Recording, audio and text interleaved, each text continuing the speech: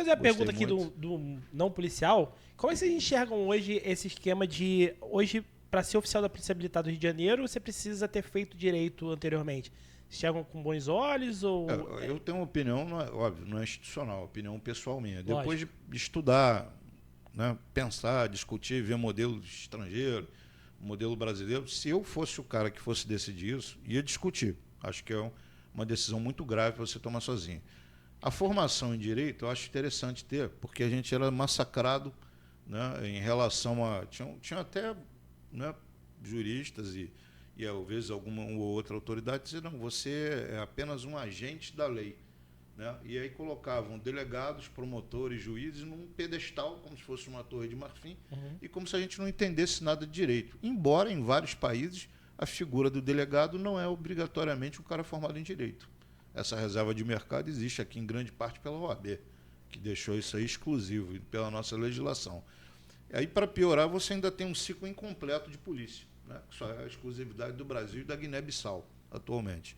Aí você, voltando, né, ao início, eu penso que o interessante seria 4 anos de academia, o cara entrar fazendo vestibular, como era, né, 4 anos, e aí você formar em direito e alguma outra coisa, administração militar ou ciência policial, porque, na verdade, seriam 4 anos de internato. O internato conduz a uma carga horária muito grande. Então é Graças a possível Deus. se formar. Eu acho que aí, na minha opinião, né, interessante, porque você pega o cara mais jovem e dá a ele um verniz militar mais intenso.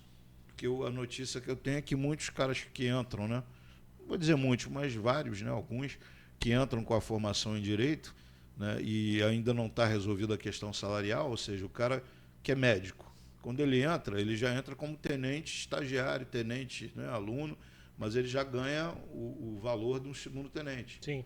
O cadete não, então já é um cara formado em direito, mas que ganha muito menos. Aí o cara continua estudando para fazer um outro concurso, que chamam de concurseiros hoje em dia, né? Então, às vezes, o cara não cria aquela ligação, né? Ele não é forjado como a minha turma, por exemplo, foi em outras tantas, né? Sim. 3 anos ali, forja o cara sendo martelado até ficar o aço como deveria ser. Mas é uma opinião minha, né? Vejo, assim, forças que estão em guerra, como infelizmente a nossa, tem formação longa às vezes, né? Você vê Estados Unidos, West Point, Sandhurst na Inglaterra, outras academias já têm outra visão, coloca o cara menos tempo e com mais formação. Eu acho que só o direito é importante para a gente poder tratar de igual para igual com delegados, promotores e juízes, para não quererem colocar uma falsa, um pedestal para querer te olhar de cima para baixo. Então, ambos são bacharéis, mas existem outras possibilidades também. Né? E aí a carreira das forças auxiliares, né? Ela é muito diferente das forças armadas, porque acaba que você não tem oficial general, né? Se para em coronel. Então você tem aquela questão, aquele que ao meu ver, que visão de engenheiro, né? De gestor, que você tem um problema de promoção, né? Porque chega-se ali no meio da carreira a capitão e o que acontece é que as pessoas acabam ficando estagnadas porque não tem mais como ser promovido, né? Enquanto que nas Forças Armadas a promoção é quase automática, mas nas Forças Auxiliares você chega muito novo, é o que acontecia, né? Chegava-se muito novo a capitão e a gente tinha um quadro muito inchado. Apesar disso tudo, isso é um reflexo político que não tem 10 anos, né? Até então, as turmas eram bem menores e você conseguia administrar isso do ponto de vista de orçamento público, você conseguia administrar isso de certa maneira. O que eu vejo acontecendo bastante com meus colegas que são oficiais, bombeiros e PMs, é que acabam virando agregados, né? Eles vão para alguma carreira seja municipal ou estadual e acabam saindo da força. Isso aconteceu com vários coronéis que são até famosos aí no Rio de Janeiro.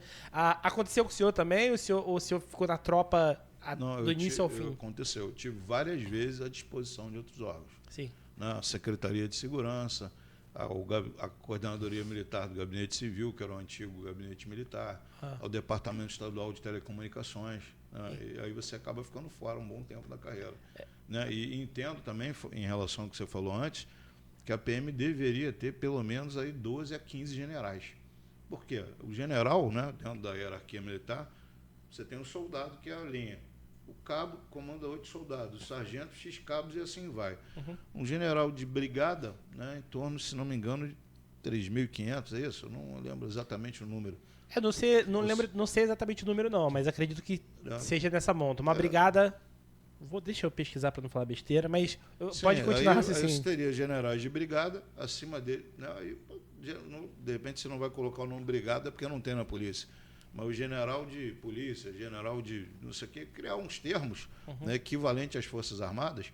Mas para quê? Para ter um cara que comanda 3.500 homens tem uma posição. Mas na PM, por exemplo, o comandante-geral hoje comanda 44 mil homens.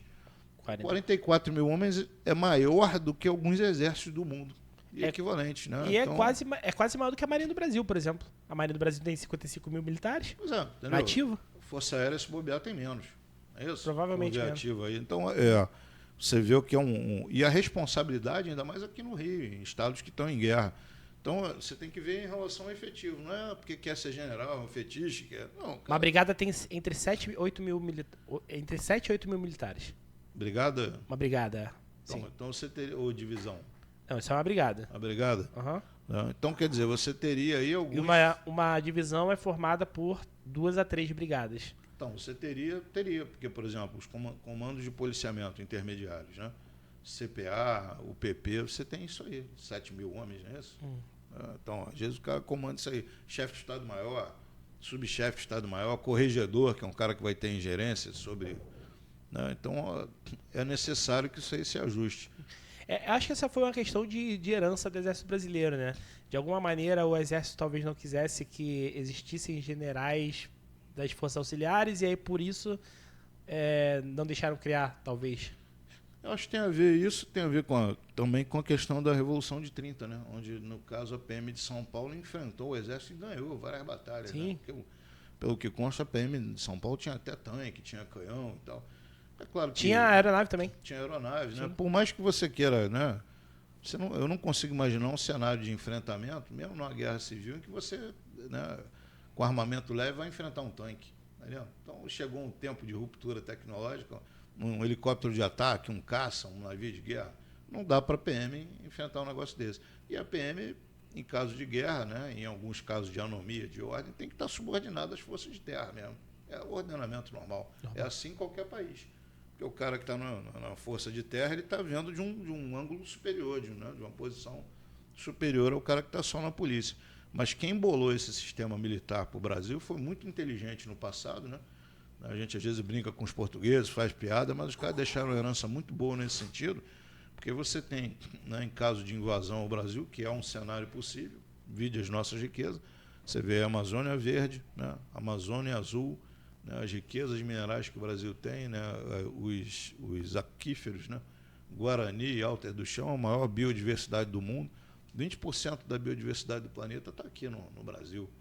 Então, são atrativos, né? As maiores reservas de água do mundo estão no Brasil. Sim. Então, uma que é alguns países, que é o aquífero Guarani, mas Alter do Chão é exclusivamente brasileira. Então, fora o que tem no litoral, que a Marinha chama de Amazônia Azul. Né? Riquezas maiores do que na Amazônia Verde. Então você tem que ter meios de defesa. Em caso de guerra, você poder acionar tropas das polícias militares no Brasil inteiro e a capilaridade que a gente tem, forma um outro exército, né, a comando das forças de terra do Brasil. Sim. Muito bem pensado isso, né?